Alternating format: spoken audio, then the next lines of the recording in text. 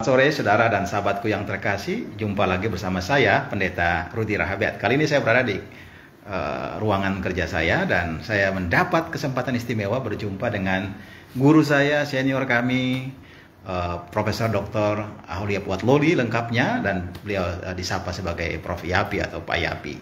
Beliau datang untuk satu urusan dan saya ingin menggunakan kesempatan ini untuk memberikan challenge kepada beliau sebagai seorang guru besar di bidang filsafat di Universitas Patimura pada FISIP Unpati. Pak Yapi, terima kasih untuk kehadirannya. Saya ingin langsung ke poin pertanyaan sebagai seorang guru besar di bidang filsafat. Apakah sampai saat ini filsafat itu masih penting dan relevan untuk kita di Maluku dan di Indonesia? Ya, jadi pertanyaan ini kan mesti dikembalikan kepada refleksi orang tentang kehidupan. Jadi selagi orang masih punya refleksi tentang kehidupan, selagi orang masih punya refleksi tentang dirinya, tentang hidupnya, disitulah minyak dan subuh filsafat akan berbicara. Dan karena itu filsafat selalu dekat dengan kehidupan itu sendiri. Bagi orang-orang yang merefleksikan kehidupan, yang mempertanyakan dirinya, yang mempertanyakan arti kehidupan, yang mempertanyakan arti panggilannya, disitulah dia bergumul dengan filsafat. Filsafat sebagai sebuah living reality, tapi filsafat juga sebagai sebuah konsep kehidupan. Nah, karena itu memang filsafat itu tidak bisa dilihat sebagai sesuatu yang terpisah dari realitas manusia. Karena filsafat dia selalu melekat pada kehidupan manusia. Dia selalu melekat pada alam sadar maupun sampai ke alam bawah sadar, sampai kehidupan manusia. Karena itu terkait dengan kehidupan. Nah, karena itu bagi saya filsafat tetap ada dan filsafat tetap aktual. Nah, Pak Yapi, itu bicara tentang filsafat itu sebenarnya kita juga berbicara tentang sumber-sumber filsafat. Ya, secara elementer kita belajar filsafat mulai dari filsafat Yunani kuno sampai masuk ke sini, filsafat Barat. Tetapi sumber-sumber yang lain, termasuk sumber kita di Maluku, apakah juga bisa menjadi rujukan untuk membangun satu kerangka berpikir filsafat? Ya, jadi filsafat terkait dengan apa saya bilang tadi? Terkait dengan kehidupan manusia, kehidupan sendiri, dan ketika dia bertumbuh dari realitas kehidupan manusia, dia mulai dari kesadaran manusia tentang realitasnya, kemudian kesadaran dibawa ke dalam tataran refleksi, refleksi kemudian dia membangun refleksi itu ke dalam sebuah konsep, sebuah gagasan-gagasan yang bersifat konseptual, kemudian itu dibangun dari sebuah paradigma berpikir, maka itu orang menemukan. Orang menemukan apa yang disebut sebagai filsafat bagi kehidupannya. Dan pada konteks yang berbeda, berbeda-beda. Jadi filsafat itu beda dengan Alkitab, beda dengan kitab suci, beda dengan wahyu. Kalau itu kan turun dari atas. Filsafat tidak, dia terkait dengan kehidupan manusia, terkait dengan living reality manusia, dan itulah day to day manusia berkumpul dengan realitasnya. Itulah insight bagi munculnya filsafat itu sendiri. Tinggal manusia sejauh mana membawa insight tadi ke dalam sebuah refleksi secara radikal, secara radikal dalam arti secara lebih mendasar, lebih mengakar untuk menemukan, merefleksikan itu mendasar, menemukan kode-kode pemikiran, kode-kode pengetahuannya, dan bagaimana merumuskan dia secara konseptual. Oke, menarik tadi Pak Yapi soal cara berpikir yang mendasar, yang radikal, yang kritis. Pak Yapi telah menulis satu buku yang tebal, 500 lebih halaman ya, tentang filsafat kepulauan atau masyarakat kepulauan. Kritik filosofis terhadap masyarakat kepulauan ini sendiri, kira-kira yang mau Pak Yapi katakan itu apa? Ya, itu yang penting yang kita lihat. Masyarakat kepulauan tidak bisa dipotret secara deduktif, tidak bisa dipotret secara general dengan sebuah asumsi makro.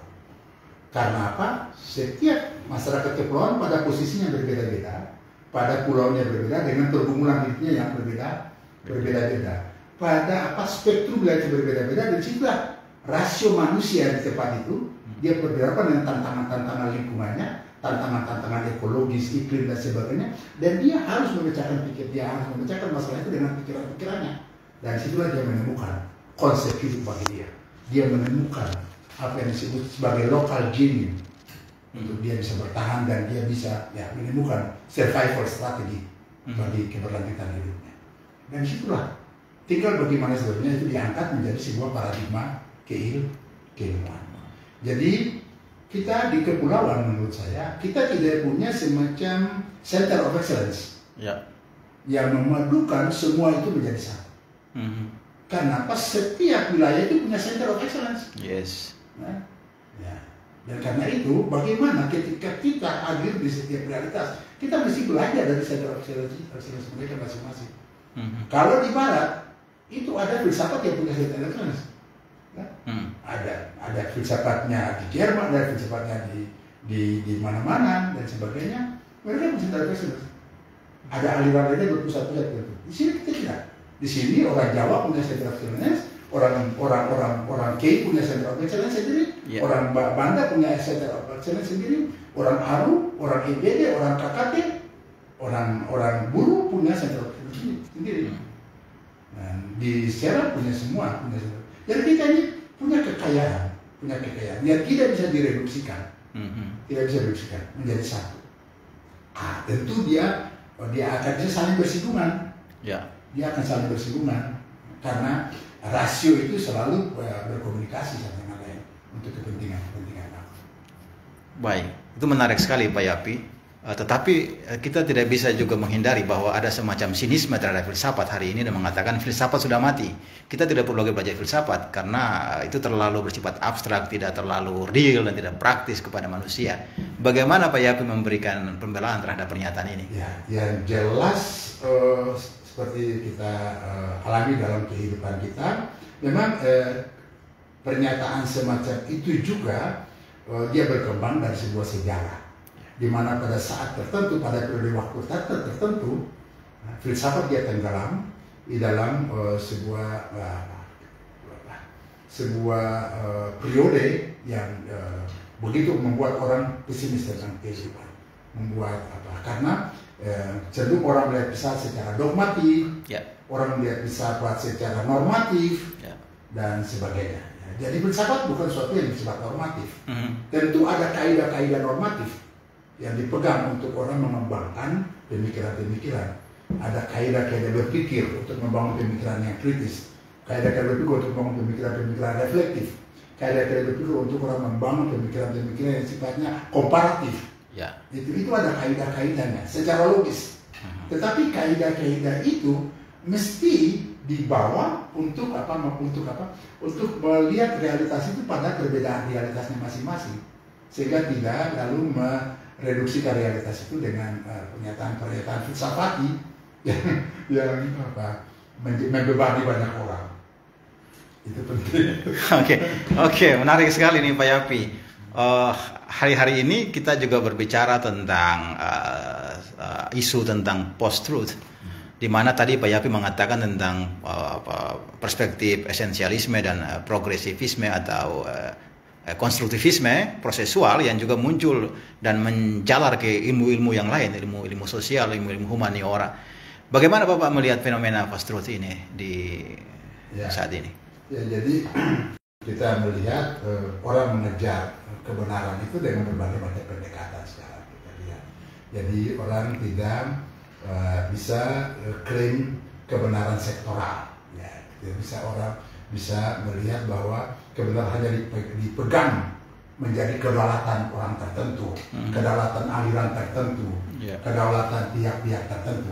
Karena kebenaran dia terkait dengan kehidupan manusia dan kebenaran itu orang juga harus terbuka untuk menyapa pluralitas kebenaran.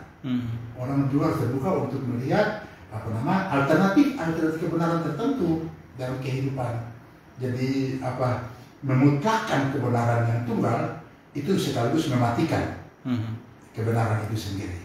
Karena itu biarlah kebenaran berbicara berbagai macam realitas, kebenaran berbicara berbagai macam kondisi dengan kehidupan.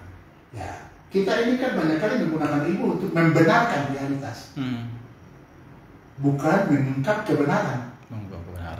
Ya. Jadi kita banyak kali menggunakan asumsi-asumsi kita untuk membenarkan realitas. Tinggal pada masalahnya, apakah kita mengakui kebenaran itu tidak pada orang lain, pada pihak-pihak tertentu yang mungkin tidak sepaham dengan kita, ya mungkin bertentangan dengan kita.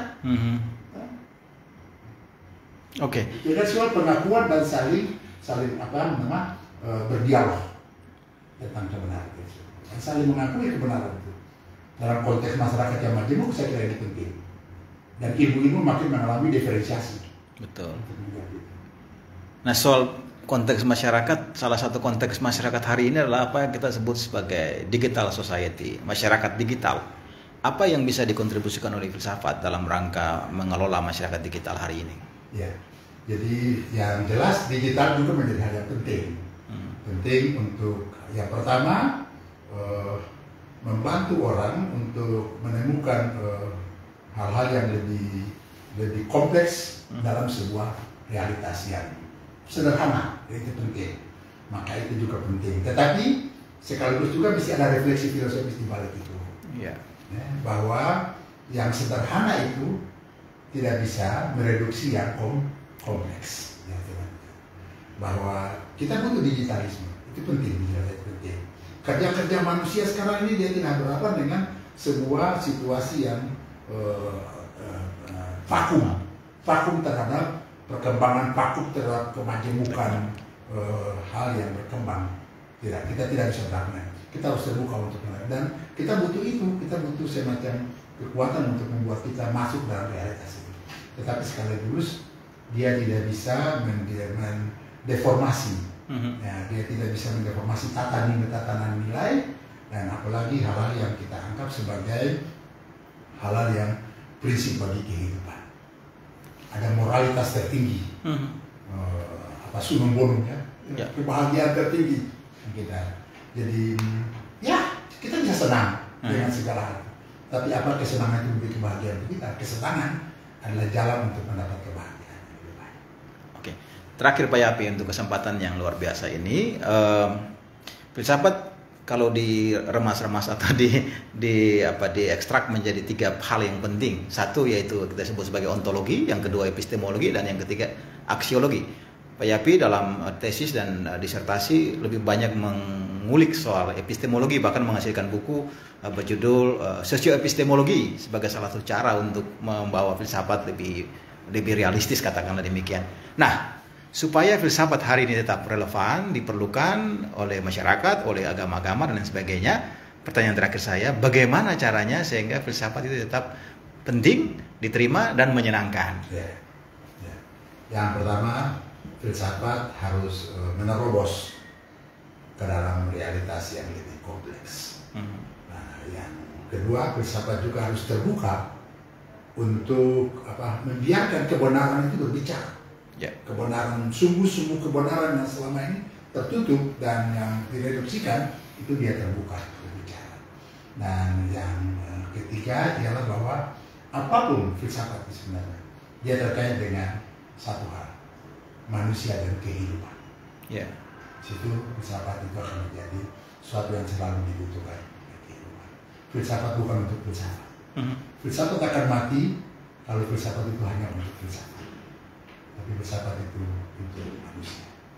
Dan karena itu inti dari filsafat adalah membuat manusia itu menjadi bijaksana. Orang yang berpengetahuan belum tentu orang bijaksana. Orang yang punya gelar profesor belum tentu dia bijaksana. Bagaimana membentuk orang yang punya rasio, yang punya pengetahuan menjadi bijaksana. Karena dalam kebijaksanaan itu orang bisa menemukan kebahagiaan, bukan sekedar kesenangan. Baik, terima kasih banyak Prof. Watloli atas kesediaan berbagi dengan jemaat Facebook ya, yang saya asuh ya. Mudah-mudahan saudara dan sahabat sekalian, inspirasi di siang hari ini bersama Prof.